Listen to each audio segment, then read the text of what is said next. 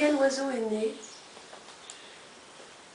un matin, comme ça, j'étais avec les deux photographes et nous allions découvrir les camps manouches et les camps gitans. Et j'ai vu un poulailler et j'ai dit aux manouches, mais vous élevez des poules? Et j'ai compris tout de suite que j'avais commis un impair épouvantable. En fait, ils m'ont regardé avec horreur.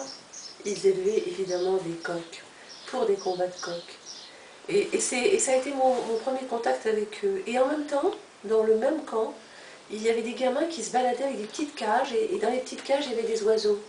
Et les mêmes hommes, dans le même camp, apprenaient à chanter aux oiseaux. Et c'est ça qui a déclenché le texte. Ça fait longtemps que j'avais envie de travailler sur une métaphore du bien et du mal, et il m'a semblé que c'était ça. À la fois, ils élevaient des coqs qu'ils aimaient pour les faire mourir, ils les rendraient meurtriers et ils les rendaient victimes. Et en même temps, ils élevaient des chardonnerets qui sont de merveilleux oiseaux colorés qui chantent somptueusement. Ils les capturent pour leur apprendre à chanter.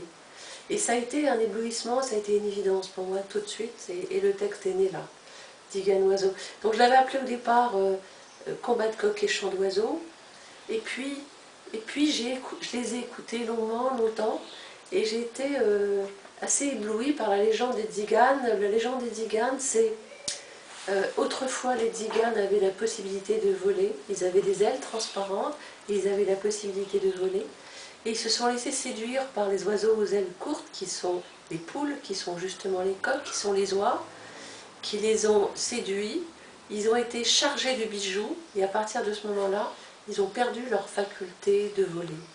Et les Tziganes, depuis, vont sur les routes à la recherche de l'horizon.